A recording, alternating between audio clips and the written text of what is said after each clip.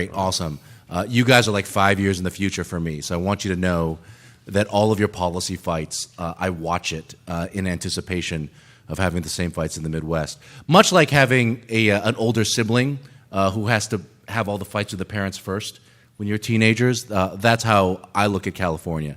Thank you for being an older brother to us, because you make my life easier as we go through. Prior to joining NRDC, I worked at Tesla, building charging station infrastructure, and a long time ago, before moving into electricity infrastructure, I was a divorce lawyer and a paleontologist, not at the same time. Believe it or not, one of those was a lot more depressing than the other, even though the other, everyone was already dead. So we're going to get started here. I'd like to take a quick poll of expertise and focus in the room. Who here is in government or governmental policy work right now? A few of you guys. Are you state level or federal level? National level? State level. Industry. Anyone here in industry work, manufacturing or transportation? Who are you with? SE? Chevron. Anyone else want to offer up? I'm just curious where the expertise is. Los Angeles World Airports. Okay. And is anyone else here in the green nonprofit sector? A couple of us. Okay. Academics. Oh, there's academics. Let me ask about academics. And who are the academics here? Okay, great. So good. We've got a range of expertise and focuses here, so that's good to know. So let me ask first. Alan, you and I had spoken a few minutes ago. Do you want to introduce us to the work you're doing right now? Yeah, sure. So I have sort of three main areas of research. One is looking at the interaction of electric vehicles and the electric grid. And so, as we develop more and more towards an electrification future in transportation, there's going to be a lot of sort of interesting interactions happening with the electricity grid. And it's probably most pertinent to this conference is this idea of when we think about electric vehicles as zero emission. In reality, when you charge a vehicle, when you plug it in, some power plant somewhere is responding, and so there's a lot of research being done right now to understand sort of how that mechanism plays out and what opportunities are there for electric vehicles to interact in a beneficial way for climate and environment. My second area of focus is pretty exciting these days, looking at the use of electric vehicles in transportation network companies like Uber and Lyft. And so last October, California passed a regulation, SB 1014, called the California Clean Miles Standard. And part of the regulation is basically requiring a lot of these TNC companies, Uber and Lyft, to start cleaning up the grams of CO2 per passenger mile. And essentially, there's going to be a sort of push for more fuel efficiency and for electrification. And so that's a pretty hot topic these days. And then the last one is dealing with transportation finance as it pertains to alternative fuel vehicles. So most of the road infrastructure in the United States and in California is paid for by gas taxes, fuel taxes. And so electric vehicles, they don't use gasoline and they don't pay the taxes. And so as we move into this future, how do we sort of deal with this issue? And so those are the three main areas of research that I'm doing. But I will mention, as I was saying before, our institute is looking a lot at the three revolutions, which is this combination of electric vehicles, shared mobility, and autonomous vehicles. And so as we think about the trajectory of our transportation future, you can imagine a future where people aren't owning their own cars anymore. Everything is sort of on-demand mobility serviced by electric vehicles, so that you're clean, and then shared mobility, and so that you can reduce congestion on the road with sharing and carpooling in these vehicles that sort of come around and pick you up. And that is a highly uncertain future.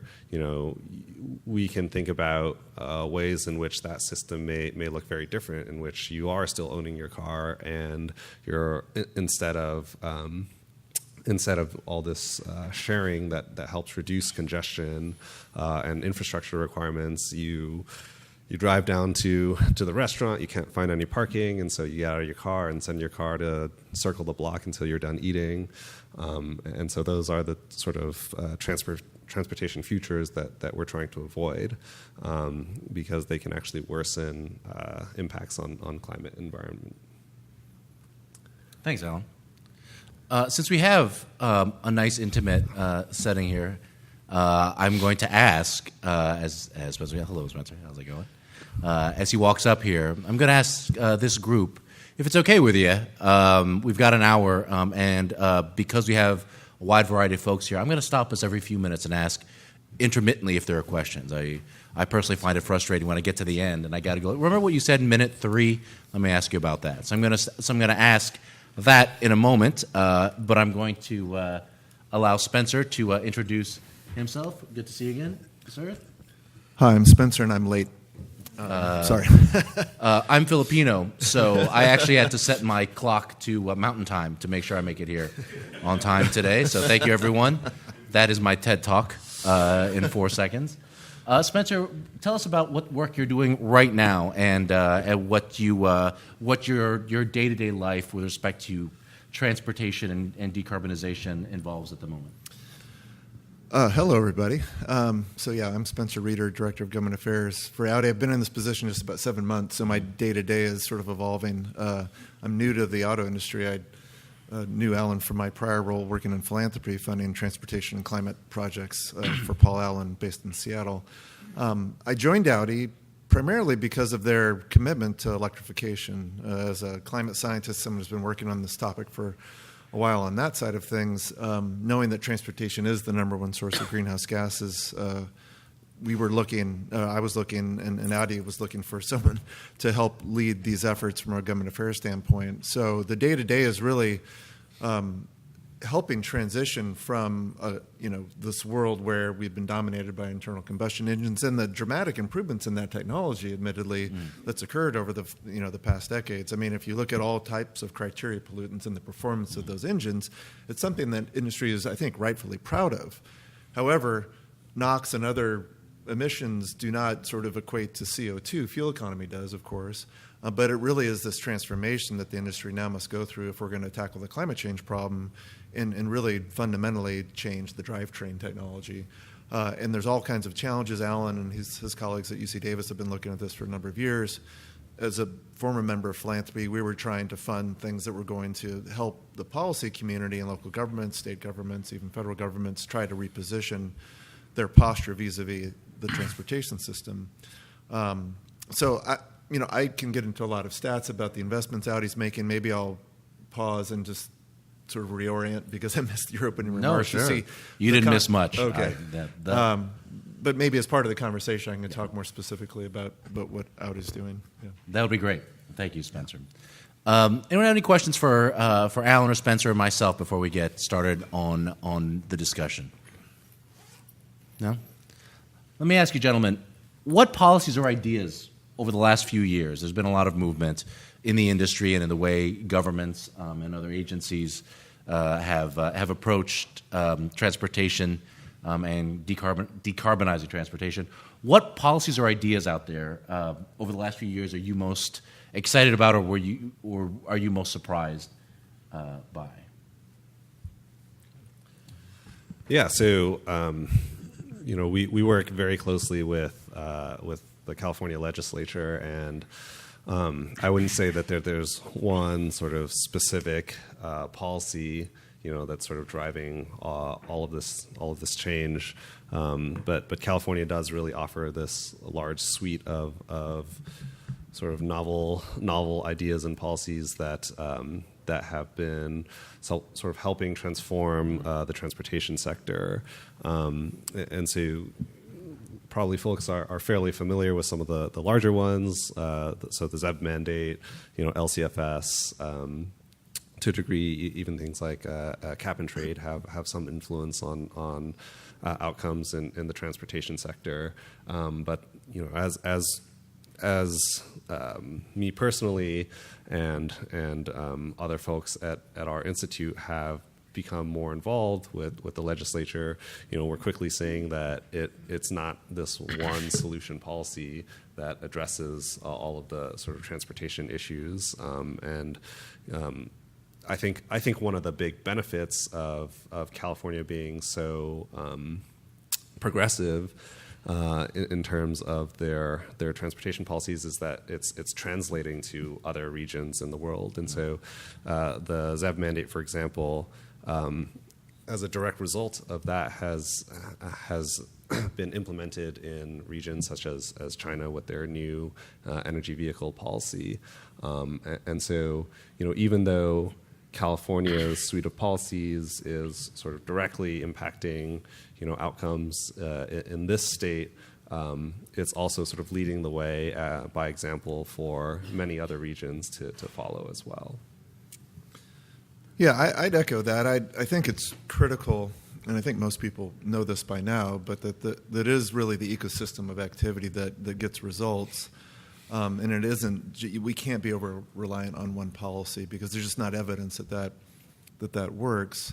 The thing that I would flag, the thing that's most concerning, putting on my old hat from philanthropy and thinking about sort of the overall societal objective here, is that even with all of the great policies that California has instituted, transportation emissions are going up. That. In moments of weakness, you could feel sort of hopeless about that. So the question is, what can we do collectively to change that trajectory? Given the hundreds of millions of dollars of investment in this state, that really many states can't put those resources, or haven't been able to sort of sketch that out about how they'd marshal those kind of resources. So where is their hope? There are other countries. China, obviously, with their command and control government, has the ability to move quicker. Norway, because of the incredible cost of an internal combustion engine, they have this sort of tax lever that they can pull that makes it a real simple economic choice for most consumers. It's just cheaper. In this country, it's not yet cheaper. There's this whole conversation around cost parity. And what does that mean? Can a consumer start to integrate total cost of ownership into their thinking? There's not a lot of evidence, I don't think, that that's occurred yet. How might we make that more of a factor? Different states like Colorado, just again, to throw up some of the challenges, they're limited because of a statutory limitation around how they deal with taxes. They can't provide a tax rebate on the hood. That has to be dealt with after the fact. And so that's, I think the evidence is that tends to still be a barrier, even though people know that they can get that tax rebate. It doesn't come until later, and so that, unless the purchase price is at parity or below, then we're still seeing problems. And so this gets into, I guess, the overarching comment I'd make is that for this to succeed, you have two sides of the equation: the supply side, which I think the CalZEV program is trying to address, and the demand side of the equation. And if you're not hitting the demand side with equal strength, I don't think you're going to succeed. So from an OEM perspective, there's the CalZEV program's probably not the favorite thing that they would talk about. And even Audi, who's really leaning in heavily and making tens of billions of dollars of investment in electrification, objectively, we don't see the CalZEV program the way it was originally viewed as the sort of modern view of how you actually take it to the next stage. And so I think the question for both the policy community and the advocacy community is to how do we think more creatively now, where we're at now, to move forward. One of the things I'm most proud of that Audi's doing, and because this has been a long-standing critique of the industry, and one of the critiques I would levy at this industry before I joined it, is marketing. Automobile companies know how to sell vehicles. That's how they've made their business over the decades. And I think one of the legitimate criticisms was they weren't trying to sell these vehicles. Now the explanation is, for most companies, they're taking a loss on these vehicles. There isn't an incentive for them to sell beyond what they have to because they lose money. Audi's view is that we're pricing our vehicles so that we actually make money on our EVs. That's what you want the auto companies to do. You don't want them to lose money. If you do that, this is not going to gain momentum. And now, thus, we're marketing. We ran the Super Bowl ad, for those of you that saw that. It was focused on electrification. We ran an ad during the Emmys. These are big-time, big-dollar ads, campaigns that we're doing. We just released an ad called Not For You. These are national campaigns focused on electrification. That's what it's going to take, I think, to change the consumer dynamic. But even there has to be, on the policy side, things that drive the demand side of the equation. So I just would underscore that. Let's build on the consumer question. One of the other concerns levied at the EV industry, and I should note that Audi is the only EV company that I'm aware of that markets and advertises in the same way that ICE vehicles are marketed or advertised, to their credit. One question that comes up quite a bit that I run into is, why aren't there consumer-level EVs, right? Like, it's easy enough if you have money to purchase an EV. What will it take for the industry to start developing cheaper, consumer-ready EVs? There's another question that we'll get to later on, which is that do we even need to do that? Is electrification going to happen at the low-income level at a place other than passenger vehicle ownership? But let's talk about passenger vehicle ownership. What will it take for there to be a $19,000 EV? What will it take for there to be an electric Yaris out there?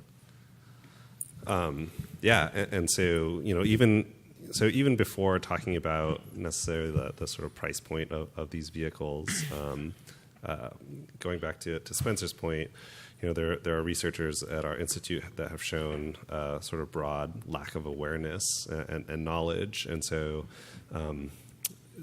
Ken Karani, one of the researchers, has been doing this panel survey every year and for the last several years. And despite being in California, one of the most progressive and largest EV markets in the world, we're finding about 70% of the new car buying population can't name a single electric vehicle. And so, even if the price of the vehicles is compelling, people have to know about the vehicles themselves before they can buy them. And so I think Audi is making a sort of good marketing effort, but I think it's still sort of lagging behind in many other automakers.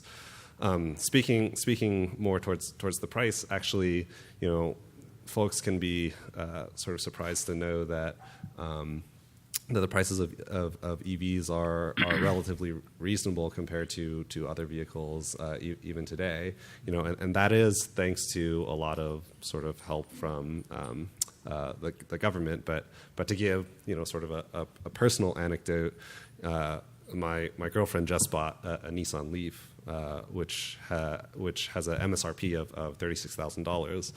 And she got a $2,000 rebate from the dealer, $4,000 rebate from the automaker, another $2,000 from UC Davis deal, plus the $7,500 federal credit, $2,500 state credit. And so you add all that up, right? That's about $18,000. So you're now talking about half the price of the vehicle immediately, off of these incentives. And so people aren't aware that these deals are out there, but the prices of these vehicles, albeit this is a little bit of an extreme example, but they are sort of coming down quite quickly and are reasonably situated to compete, at least for now, with all these government interventions with traditional gasoline vehicles. Yeah, I would agree. I think with any new technology, there's these sort of embedded R&D costs that need to be recouped by any private sector operator, right? Governments can come in with grants. There can be other programs to sort of offset that, to socialize the development costs, and I think you've seen that in this industry. But to Alan's point, I think particularly, well, even in the primary market, that's a great example, maybe an extreme example. In the secondary market, I mean, this isn't really, it's somewhat counterintuitive. You can $7,000, $8,000, you can get a used EV. Now, that's not necessarily good for the long term because that affects the residual value. This gets into sort of technical bookkeeping around sort of the robustness of that industry. You actually want these vehicles to retain value because that propels the whole industry forward. But the fact is that, yeah, if you're willing to buy a used EV, you can get them for very cheap. Audi is a premium brand, so our vehicles are generally more expensive, but the price of the e-tron after the federal tax credit is in the mid-60s, which for a SUV of that class is a very competitively priced vehicle. And I think you'll see this across the range as Volkswagen comes in the next couple of years. You'll see a lot of very, very affordable EVs as well. So I think you're going to see them across the range. I think the broader challenge, which is not unique to EVs, is vehicles are expensive, and that trend is increasing. Vehicles are getting more expensive. So I think we have to think more expansively around mobility as we think of access to electrification, and whether or not. Audi hopes that people continue to buy cars, obviously, but there is the affordability of mobility is a broader question, I think, for sure. You raise a great point, Spencer, which is that at a certain level, the cost, especially for used EVs, in places like California and a few other places where the inventory is relatively high. In other parts of the country, there's a smaller inventory of EVs, so the price tends to be a little bit higher.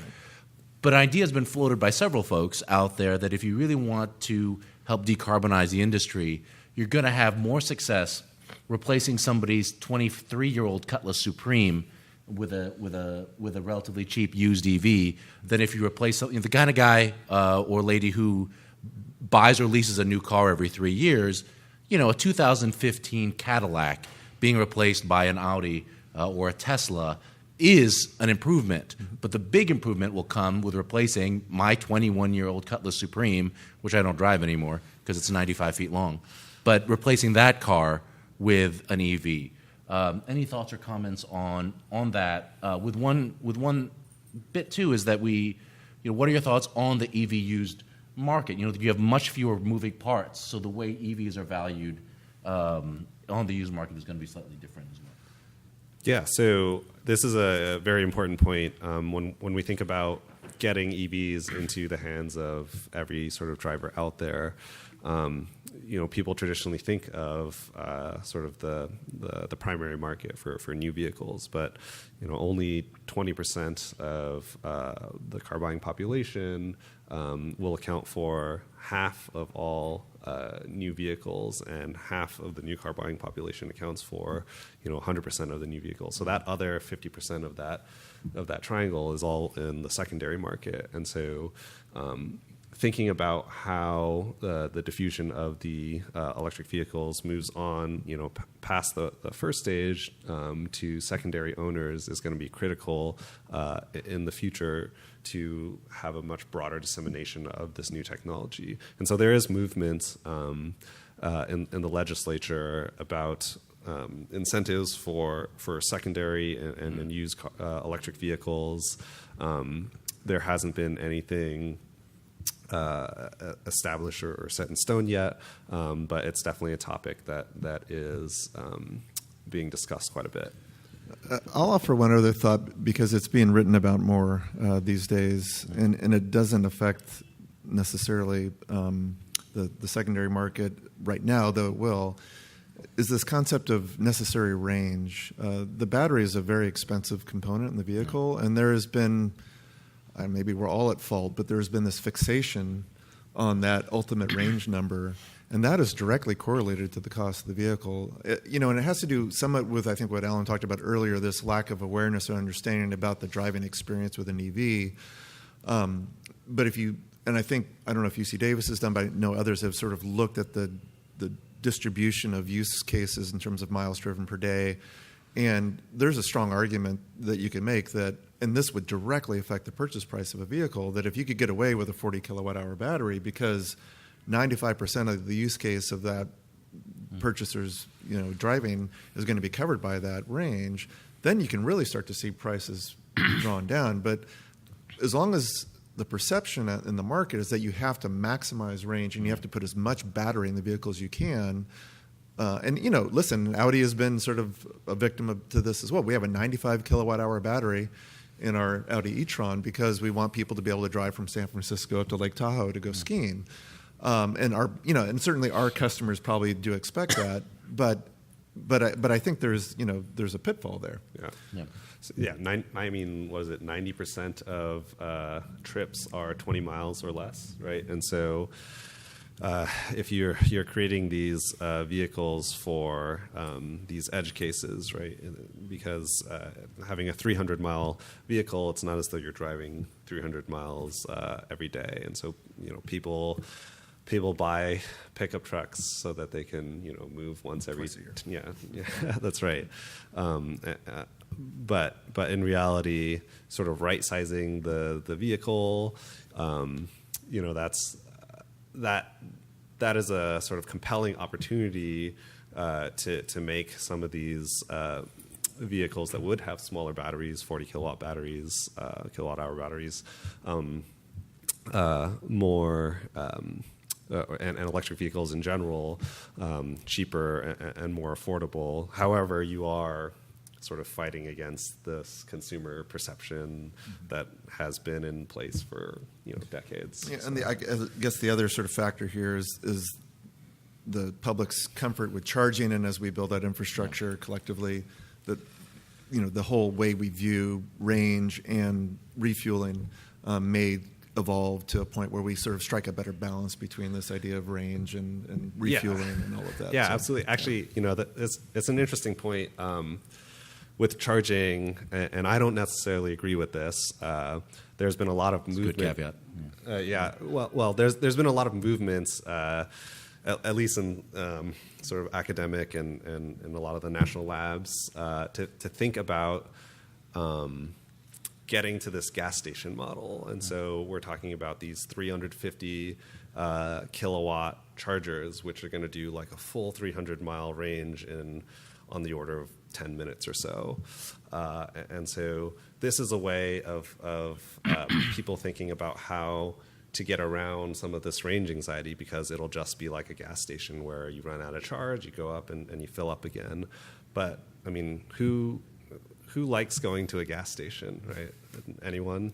Yeah, no one's raising their hand here, right? And so, would you ever go to a gas station if you get to sort of slowly fill up your charge at home every night, right? I mean, it's I think, again, going to this sort of knowledge and awareness and perception issue, when you talk to actual owners of electric vehicles, that's one of the things that they love to talk about, is that they never have to go to gas stations again, and that you can easily fill up back at home, which is super convenient. And yes, it's slower, but your car is sitting still for 95% of its life. And so, what's the problem with plugging in overnight while you're, at home anyways? So I think that's one of the hardest parts to address the range anxiety, is the fact that people will use EVs differently than they use their regular cars, right? So I have a cell phone, right? And nobody that I know other than my mother waits until the cell phone's at 10% to plug in,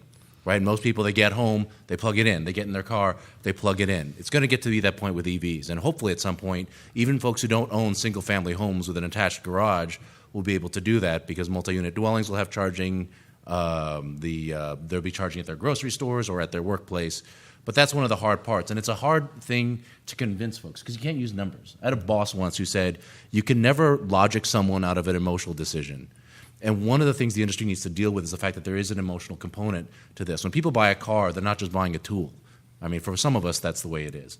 But they're also buying, to a certain extent, a level of comfort. My brother, when he packs for a 2-day trip, brings like 9 changes of clothes, just in case, right? You can't talk him out of that. Like, there's no way you're going to use your swim trunks. You're going to Minnesota, right? But he's still going to do it because he needs that.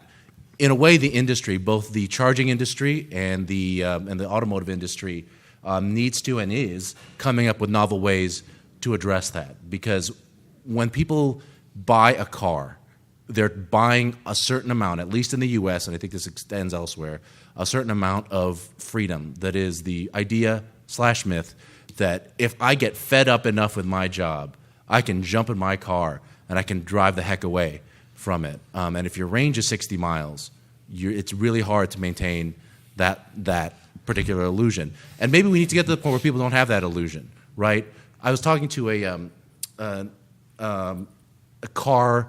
One of the heads of the electric vehicle section of a car company. It's nobody that I know in this room, but I won't name names. And he said, we don't think people are going to adopt electric cars until the charging stations can do exactly what gas stations can do. And that's not the case. People are adopting it, but it takes people to think about the cars differently. And so in a way, it gets to the point that the more they're out there, it becomes a positive feedback loop. If I know that my neighbor doesn't really worry about range anxiety because he just plugs in every night, and that my coworker, she just plugs in when she gets to work, then I'm not going to worry about it as much. And so in a way, you need the vehicles in front of folks in order to convince them to buy it, right? Like, what's the Zen? Cohen, you need to understand Zen to understand Zen. And in a way, that's a little bit of what we're dealing with here. I have a question. Oh, that's good. Yeah. No, I want you. There's a microphone here if you'd like to. Would someone please pass the gentleman the microphone? It's right there next to the projector. And by the way, please do raise your hand at any point in this. Class participation is 20% of your grades. We want to make sure everyone gets full credit. Is this on? Yeah. Okay. There you go. A couple of questions. I'll have more later. But, in light of what's been discussed so far, the talk about reducing the battery pack, reduce the cost, I guess the question is what's that relationship? Is it, if you go to a half the size battery pack, can you cut the cost of the car in half, 25%, something like that? And then the second thing is in regards to the range and getting people to understand better that maybe they don't need 300 miles of range, maybe 100, 150 is, and that's going to result in a much cheaper car to purchase initially. What could be done to start educating the consumer that maybe that's a viable option? Gentlemen? Well, I think each OEM would have their own answer to what the percentage is. I think my guess is it probably varies somewhere between 25 to 40% of the vehicle cost right now. As battery technology improves and the costs come down and the energy density increases, then you'll see that continue to evolve. I think there's probably going to be a limit, and then there'll be new costs that come in to play around how we handle the batteries once they're depleted, and so those costs will need to be actually included. So I think there's some limits. It's going to be proprietary for each company in terms of the exact cost, but it's significant, I guess, is the point. Now, the sensitivity to that may decrease a bit over time as all of this becomes more commoditized. And, there's scale of economies, obviously, as you produce more. But then there's these raw material concerns and constraints. So all of this is a fairly complex supply chain issue right now. Hopefully, as these vehicles become more mainstream, those will become less of an issue. But right now, the whole industry is sort of like trying to figure out. And you see these big investments and partnerships being announced in China and elsewhere to try to position for the future. And so just as an example, the Volkswagen Group, which Audi is a member, is by 2023 will have invested $30 billion, that's with a B, in electrification. I mean, those, these are sort of make or break type decisions that could destroy a company if we make the wrong decision. The announcement just, I think, yesterday with Ford and Rivian. I mean, there's a lot of restructuring in the industry that's occurring that's going to fundamentally change, but it is all in anticipation of how do you get to economies of scale, what kind of strategic partnerships can you build that leverage other investments. If you had every single company doing parallel investments in the same stuff, there'd be just a handful left at the end of the day because it's so expensive. Let me get Chris, the gentleman back there, and then you, sir, and then one more. I think there's one more there, and then we'll move on. So we got 4 to go here, I think. Yeah. So one question, hearing about like the price point of the car of electric vehicles over time coming down, but at the same time, I do think that there is also a counter trend as well, as where a lot of electrified vehicles are being marketed as luxury vehicles.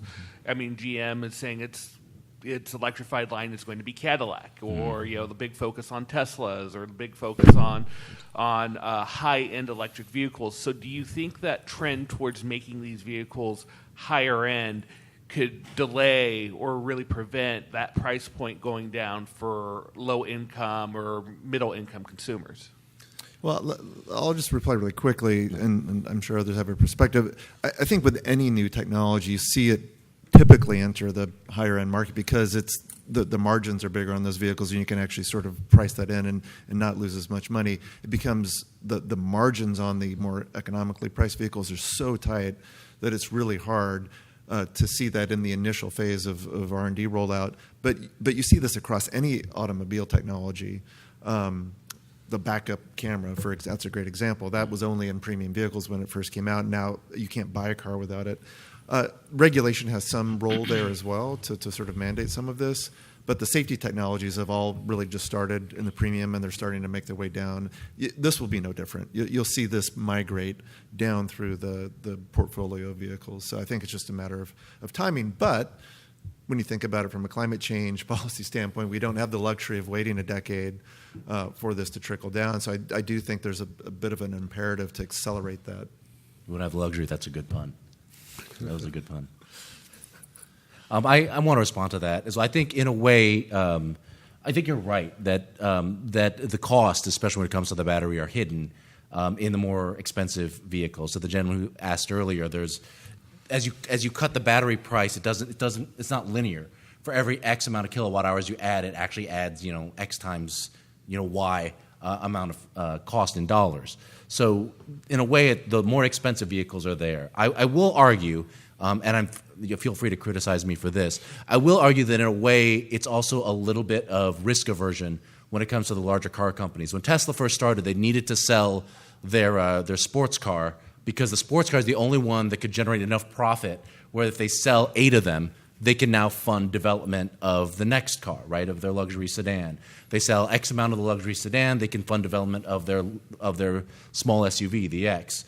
And it trickled down to the point where they use the higher margin cars to be able to afford the less expensive cars down the road. I will argue, and you may criticize me for this, that one of the missed opportunities for the larger car companies is by not pushing their investment, especially if they're large enough, where they have a large enough R&D budget, but not pushing investment into smaller, more affordable EVs, they're kind of allowing the market to generate on its own when it could be dominated pretty easily. I say easily, easy for me to say. But there's an opportunity there for whoever can crack the nut for the amount of inexpensive cars, dominate that inexpensive car market. I think they're going to succeed. And and Al made a good point earlier, which is that with the right incentives, it's actually very, very competitive or cheaper to purchase an EV.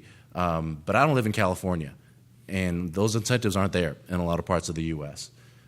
So there's more to be said there, but we can take it offline. Let me grab, I think, this gentleman, and then the lady in the back over there. Someone. Well, we'll get there. And just while you're answering the question, I will. It's interesting in the early days. I mean, if you look at even the Prius, I mean, there were some very affordable cars. In our case, the e-Golf. Yeah. Our first EV was the A3 e-tron, which was the cheapest car that Audi sold to provide some access to this. So I think there is sort of this dual track. Right. Those cars they weren't viewed as strategic long-term, sort of in terms of the newest technology and what we could accomplish in sort of really radically moving the technology forward. But, Nissan and Toyota, I think, deserve some credit there for looking at this lower end of the market to try to provide access. So I think you see both tracks. There's going to be a convergence where you'll see the full, we're going to have, in terms of the Volkswagen Group, we'll have 70 models electrified over the next 5 years. So, that's pretty dramatic.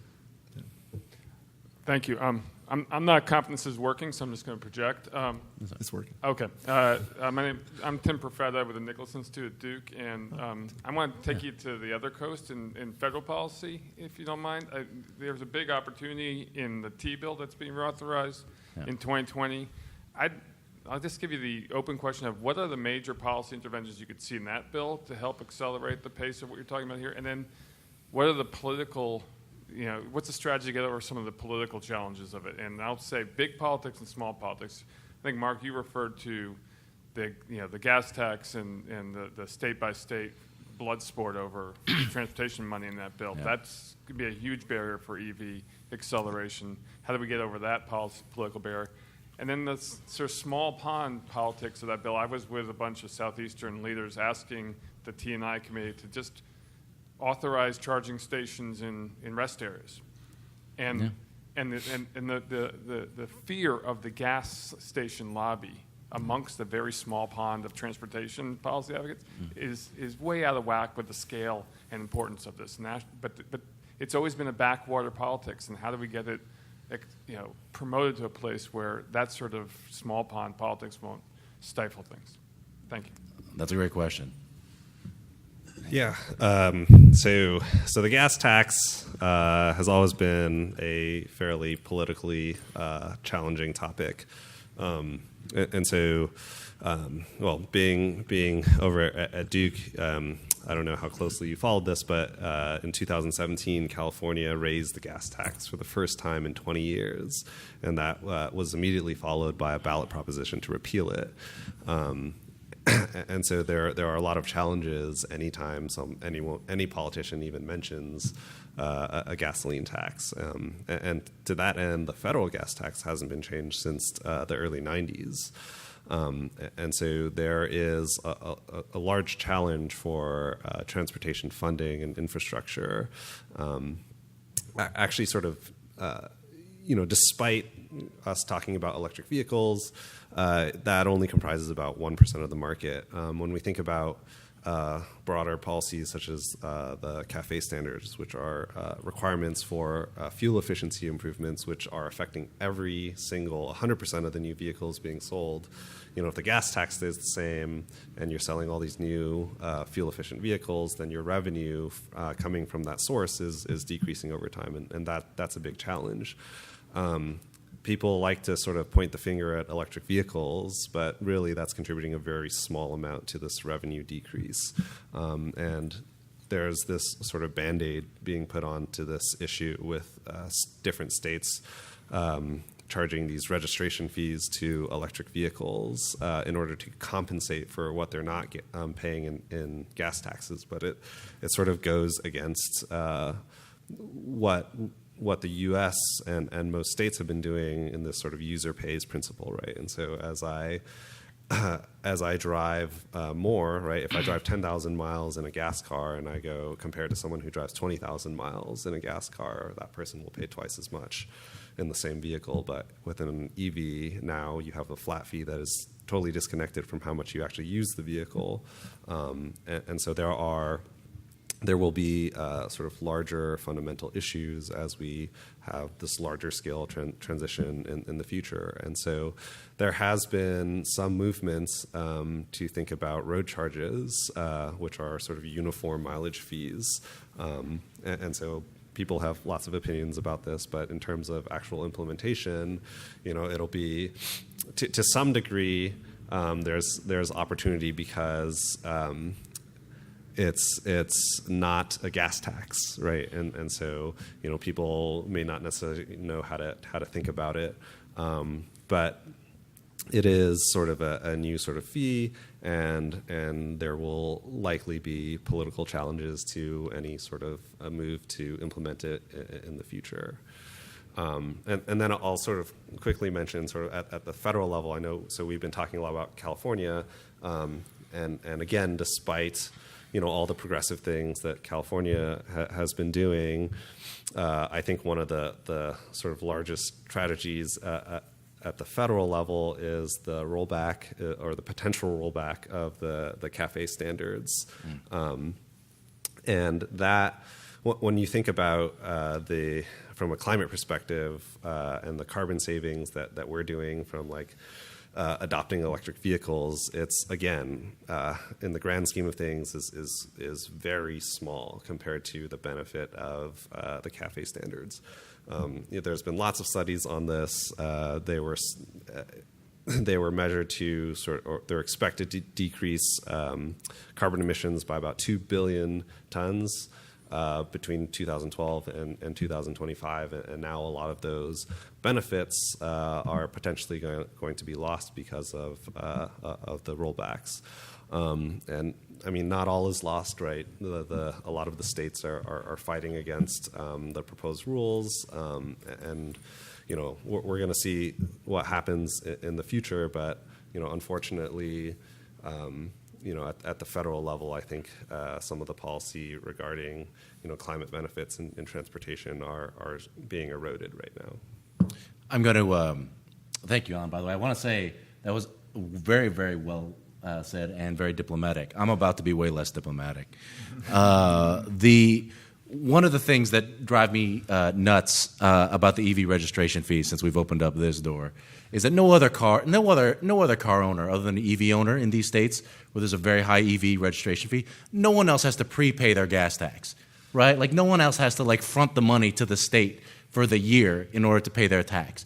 We talk, put my cards on the table. I'm pretty progressive. This is California. It tends to be relatively progressive, but not everyone is, both in California and the rest of the country. I think at stake here is that this is an unfair way to address the issues. Firstly, that the state fees, the EV registration fees that are being floated in a number of states, Ohio, which has just passed, Michigan, North Carolina, other places, they require someone to pay it up front. So basically, you're giving the government money, whereas a guy who has an ICE vehicle and doesn't drive his car for another 3 months because he's out of town, he hasn't paid anything, right? So that's the first bit. It's unfair to those drivers. Second bit is that the EV fees tend to be wildly disproportionate to the amount a normal driver tends to pay, right? Like my mom has a Toyota Camry. She pays maybe $40 in gasoline tax a year. In Michigan, the governor's budget is, I think, $360 a year. In Ohio, it's the largest passed amount in the country. It's $200 a year. These are very, very, very large fees compared to what other folks are paying. Thirdly, it doesn't create any incentive to use the roads less. Not that that's why people drive, right? But you're basically saying, you who drive an EV, and studies have shown that EV drivers don't drive as much, in part because they don't have to do long haul stuff, but you're basically asking EV owners to pay a wildly disproportionate gas fee. I will say that the gas taxes in general in most states are wildly unfair to the drivers themselves. Like in a lot of states where the cost is, the tax is assessed per dollar. Now, there's few of those now, but that's ridiculous, right? If the price of gas goes up by a sawbuck per barrel, it shouldn't be a windfall for the state, but that's the way it is in some states. I'll say that if we really want to make it fair, then all passenger vehicles, should have to pay the same amount, either because they all pay the same amount or because they all pay the same amount based on the average that they drive per year. And if you want to talk about damage to the roads, an EV that drives 10,000 miles on the state roads a year doesn't really do that much damage, right? Damage to the road is scaled by weight. A car that weighs 1,000 pounds more than another car does way more than 1,000 pounds more worth of damage to the road. So if you really want something fair, you got to start charging the vehicles and the vehicle owners that do the most damage to the roads, right? Like if a guy is wearing chains on his car in anywhere outside of Chicago where it actually snows in April, if a guy's wearing chains, then you should levy a pretty high fee. It's not any different than a very, very heavy vehicle because those do a tremendous amount of damage to the road. I have now concluded my soapbox. Thank you for that. Feel free to ask me later when I'm more hydrated. I'm willing to talk about this some more.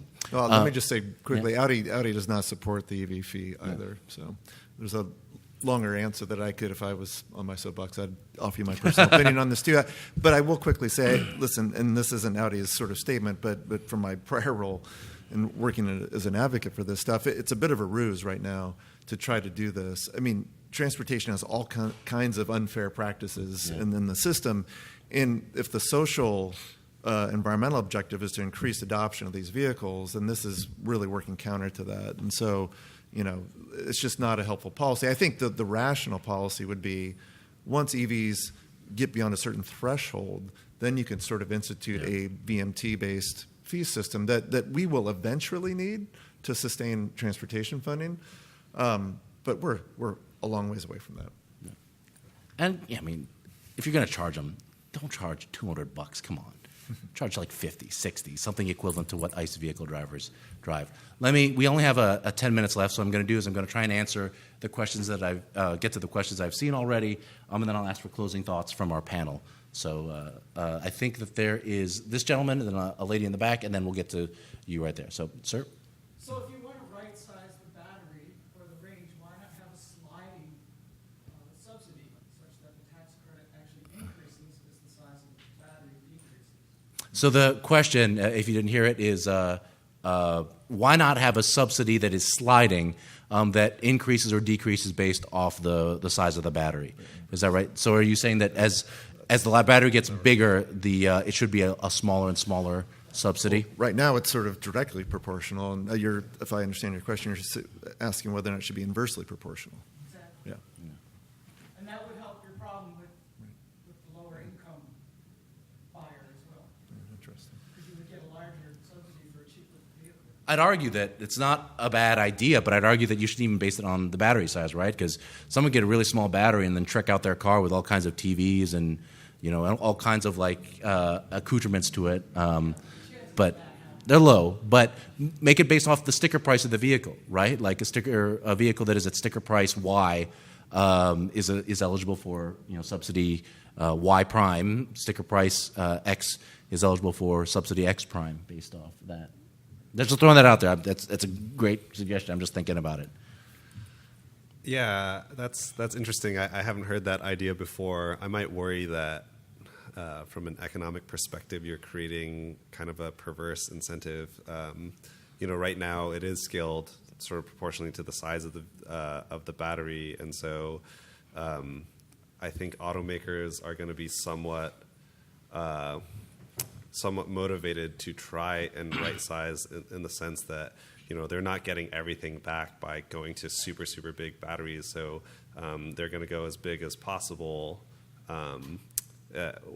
While sort of balancing what the consumer is going to be trying to do in getting a payoff for what they need versus how much it's going to cost them. If you have a inversely scaled system, then you might motivate automakers to only create small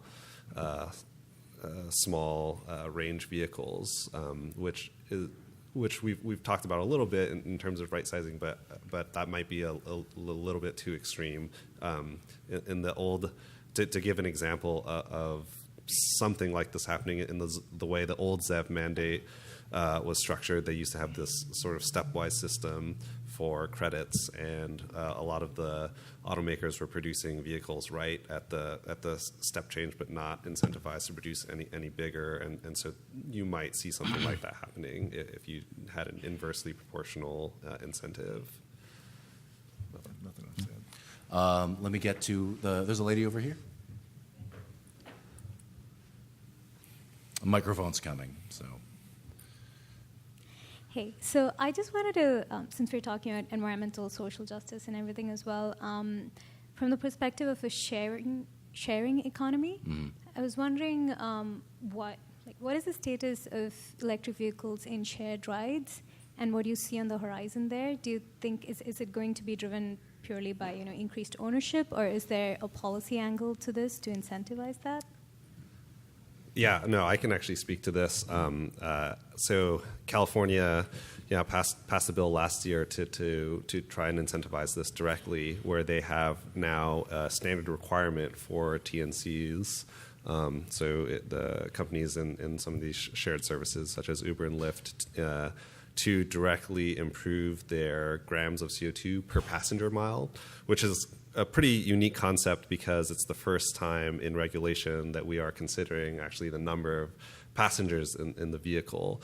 And so this year, the Air Resources Board is creating a baseline by looking at data from these TNCs. And they're going to figure out, okay, so this is on average how many people are doing shared rides across all of these systems, and then they're next year are going to establish goals such that, okay, here are your current grams of CO2 per passenger mile metric, and you have to improve on this year on year. I actually think this is a pretty neat way to go. the bill originally was structured so that it required them to have 50% zero emission in a certain year, sort of ramping up to 100% zero emission. It's a challenge for these companies because they don't actually own the vehicles in their fleets, and so I from their business perspective, I sort of feel for them, but it is a really good way of sort of getting these new, unique companies to help improve on the environment and climate as well. And I'll quickly also say that they do take into account things like micromobility, and so to the extent that e-bikes and scooters and those sorts of systems are also helping reduce mobility in sort of the vehicle side towards these other options, they're also sort of getting credit. And I think that is a surprisingly effective system. To give a quick example, in Sacramento right now, there are actually more people doing jump rides than Uber rides. And so there is some empirical evidence that it's working. And I'm one of them. Yeah. Spencer, did you have a response to that as well? What I'm going to do is, there's a couple of folks here, Chris, I saw your hand. There's a couple of folks who haven't gotten a chance to ask, since we have 2 minutes left. Let me get to these folks first. I think there was someone in the back. I don't know if that hand is good.